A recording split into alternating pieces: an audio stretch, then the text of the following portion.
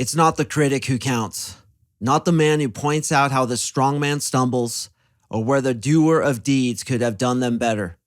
The credit belongs to the man who is actually in the arena, whose face is marred by dust and sweat and blood, who strives valiantly, who errs, and who comes short again and again, because there is no effort without error and shortcoming.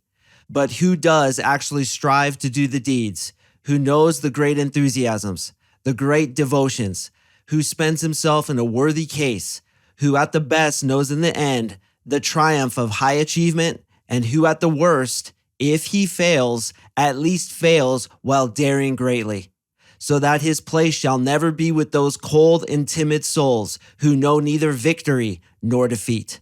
Welcome to the Unapologetic Man Podcast, the only podcast that's all about self-improvement, confidence, success, women, and being a man without making any apologies for it.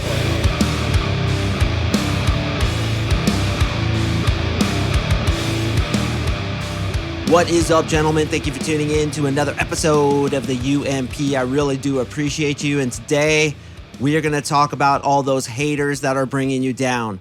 Those guys in the cheap seats who are so insecure, who are so terrified that they actually need to spend time to try to hate on you, to bring you down, to make you feel less so they can try to bring you down to where they are. When you are in this game, when you are trying to become the unapologetic man that I know you want to become, there are going to be haters. There are going to be people biting at your feet like piranhas while you're wading upwards through that river of success. And it just comes with the territory, brother.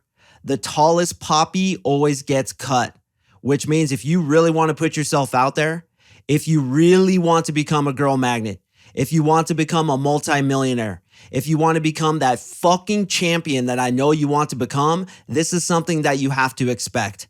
There are going to be boos and insults and criticisms thrown down to you as you're the man in that arena from the cheap seats. And you know what you have to do? You have to understand that these guys are fucking pussies. They're fucking cowards and they're fucking haters who are so insecure with themselves that the only thing they can do is use energy to try to bring you down, because they feel that if they can bring you down to their level, then your success can no longer threaten them. So we're going to talk about why it is that people are haters. We're going to talk about why it is that when you try to become that successful man that I know you want to become, you are going to get these people, and why you have to take their criticism as a compliment. And we're also going to talk about how to reframe women's rejections of you, or worse yet, your fear of what other people are going to think of you when a woman rejects you, into this man in the arena philosophy, which was a poem written by Theodore Roosevelt, our champion Theodore Roosevelt, fucking legend, who not only wrote that extraordinary poem, but who, in my opinion, was one of the greatest presidents this country has ever had, mostly because what he did for the national forests. Without that guy, we wouldn't have the public land that we have today in the United States to be able to get lost deep in the backcountry of protected wilderness where nobody owns it. It's just your wilderness. It's my wilderness. It belongs to you and it belongs to me. And that's because of my boy, Theodore Roosevelt. So gentlemen, you are trying to become the best man you can be. You are trying to become successful, a multimillionaire, a girl magnet, a dude who has it all. You're going to get some haters, brother. No matter how kind you are, no matter how much free content you give away, or how much good you do in this society, there are always going to be haters that come along and try to bring you down. Why? Because there are millions and millions and millions, maybe even billions of people who are extremely miserable, and they want nothing more than for you to fail. In fact, when you succeed, it's very rare that even your friends and family are really happy for you, because the ego, which I talk about all the time in this podcast, wants to come up and be better than other people. It wants to drag other people down. And this is the reason for jealousy. This is the reason for envy. And this is why it's one of the quote unquote 7 deadly sins, is because it creates suffering, not only for the person who's jealous, but also if you, the man in the arena, lets that jealousy, criticism, and insults drag you down. So the first thing you have to realize, man, is that these haters are coming and you have to look at them like plebs in the cheap seats who are screaming down insults at that blood-soaked gladiator, trying to criticize him and bring him down and correct him after he has put himself out there in front of the eyes of millions of others. These are the plebs who get on YouTube and post negative comments. These are the losers who leave negative iTunes reviews on not only my podcast, but other podcasts. Like I look at Trip Kramer's podcast, Marnie's podcast, so much hatred comes towards those guys. These are the losers that actually take time, and listen to this really closely. This is so funny to me. They actually take time to listen to a podcast that they don't like, and then they take more time to email the dude a bunch of hatred about how he's doing this wrong, or he does this too much, or this too little, because he's a fucking pleb. And that's the way I look at these guys who send me hatred. That's the way I look at these guys who send you hatred. And this is what you do, brother. Delete those comments immediately from your email inbox, from your social media comments, and most importantly, from your mind. Those negative comments, they have a stickiness to them. And no matter how many good comments come towards you, those seem to kind of just bounce off you, but the negative ones, they just kind of stick to you. Somebody insults you on social media. Somebody says you can't do XYZ thing. Somebody laughs at you when you get rejected by a girl. Or somebody hates on the girls who you're dating and says they're not hot enough. And it just kind of irks you. And this is the way we're designed as human beings. We're very attuned to negative criticism. Why? Because as I always talk about, we're a social creature. And our status in society, our status in the tribe is critical to our survival. So we're designed to screen for those negative comments. But what we have to understand in today's society is that everything has been exacerbated by 100x. Everything is magnified and people have more opportunity to slew hatred at you from behind the safety of a keyboard. So you get these cowards who come out, especially on social media, but in my case, in my business, do you understand how much hatred I get? And do you know what I do? I don't even look at it, man. I tell my assistant to delete that shit because I don't want to see it. It's going to do nothing positive for me. The only people's opinions who matter, and I want you to really take this under consideration, are those who are in the arena fighting shoulder to shoulder along with you. If somebody with the popular podcast reached out to me and said, hey, brother, I noticed you're doing XYZ, and I'd strongly suggest you make that adjustment, that's the dude who I listen to. Or a guy who comes through my 3-month coaching program. Him and I become close. We become good friends. And he tells me, hey, man, I noticed your podcast has been slipping a little bit. Or I noticed that there's XYZ issue in your coaching program. Those are the dudes who I listen to. And you too, when you're going out there in your life, you have to choose whose voice you'll listen to. Who else is in the arena? And there are so few people who are in that arena with you, blood-soaked, with dirt on their face, with their teeth knocked out, getting up again and again and refusing to fucking quit, no matter how many times they get knocked down. How many people do that? Honestly, man, think about it. How many people do that? 1 out of 1,000? Maybe? And do you know people like this? Maybe you don't even know anybody who's in the arena with you. So why are you listening to their criticism? Why are you letting them hold you back and let their blueprint, let their programming dictate what you're going to do with your life? No, man. You and I, we get into that fucking arena. We pick up that shield. We pick up that sword and we look at death. We look at failure with a smile on our face. And more importantly, we don't see failure as some kind of statement about who we are as a man. We see it as the rungs on the ladder of success, that in fact, the more I fail, the quicker I'm going to get to success. It says nothing about me if I get knocked down in that arena and the plebs are screaming from the cheap seats what a loser I am. That doesn't fucking matter. What matters is, do I get up again? Do I look at failure as a success waiting to happen? And most importantly, do I only listen to the advice, criticism, and direction of those who are in the arena with me, who are very few and far between? When it comes to approaching women in your fear of getting rejected by them, or more importantly, and I know a lot of you guys are going to vibe with this, the opinions of those who see you get rejected by women, they don't have a right to say anything because they're not in the arena along with you getting rejected by girls. And if they were, they would do what I do to a guy who gets rejected. I go up to him and I'm like, hey, brother, that was fucking awesome, man. You got shot down. You went down in flames. I'm proud of you, brother. What's your name? And I do this every single night I go out. Or if I see a guy doing day game or a guy get rejected by a girl in the parking lot or whatever, I'm going up to him and I'm congratulating him because he too is the man in the arena. He's not hiding behind a keyboard, spewing hatred at a dude like me who gets rejected by girls. And guys, I get rejected too. I was just rejected 2 days ago by this really hot girl. She's like, not interested, loser, get out of here. And I laughed to myself.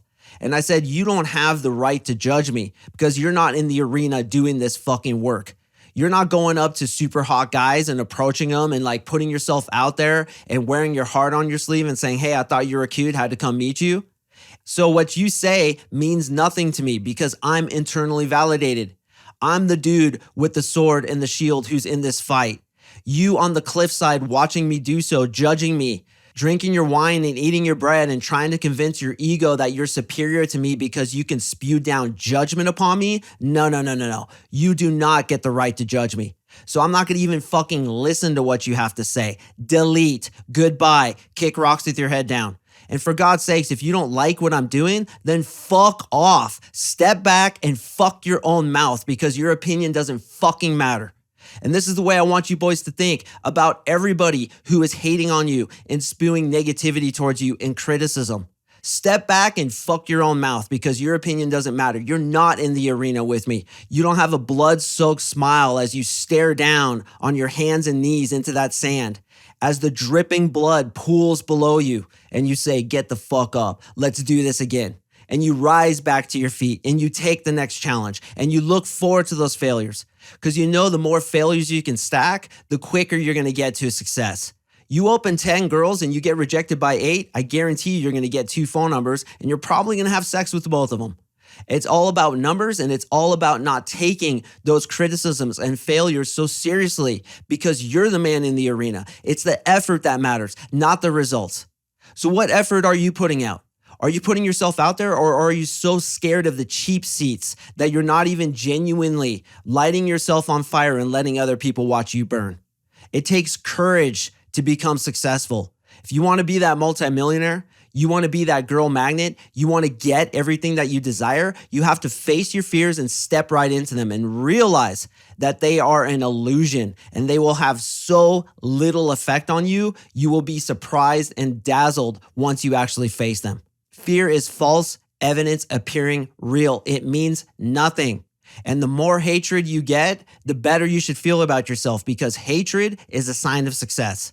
That's right, boys. How many haters do you have? You listening, how many haters do you have? That is quantifiably directly related to your amount of success in life. Few haters, little success. Tons of haters, tons of success. The bigger the man, the bigger the problems, the more haters come along with them.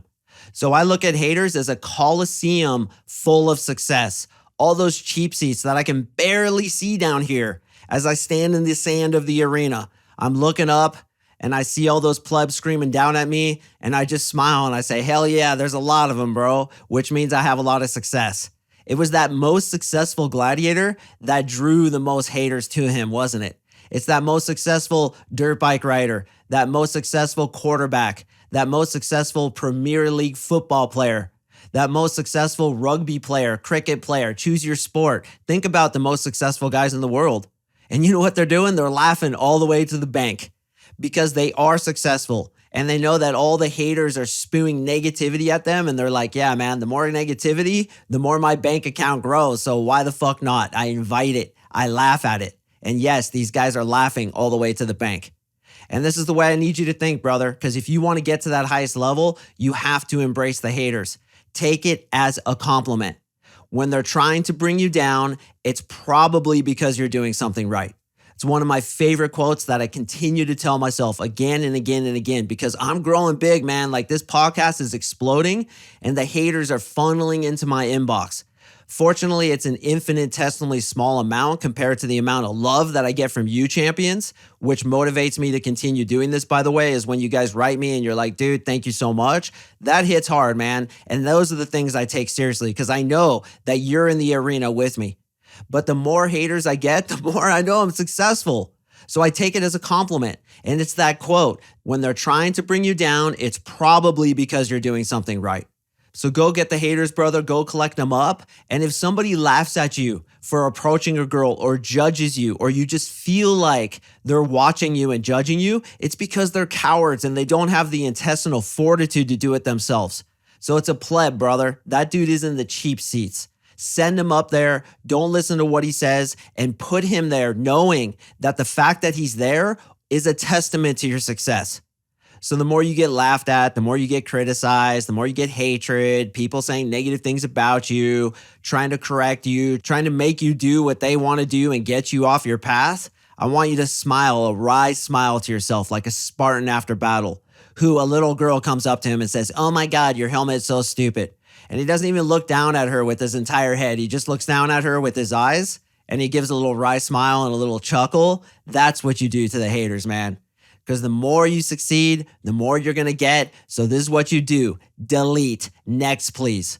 The only people who are allowed to criticize you, and I call it constructive criticism, are those who are in the arena with you, fighting shoulder to shoulder with you as brothers, smirking through their blood, sweat, and tears, and taking on the next challenge fearlessly, because fear is nothing but false evidence appearing real. So haters, I know you're all pissed off right now, bro. I know you're stewing and you're getting ready to spend your time to email a guy like me to criticize me and tell me that I'm a piece of shit. What you're really saying is that you're a piece of shit. Everything you say to me is exactly what you think about you, because nobody who's successful and happy would ever spend their precious time hating on another person. Literally, I hate on nobody at all.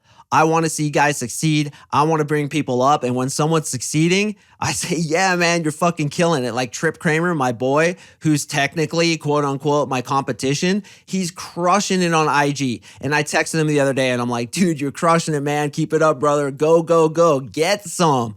Because when you're successful, you want other people to succeed. So don't take the criticism seriously. It's only a testament about themselves.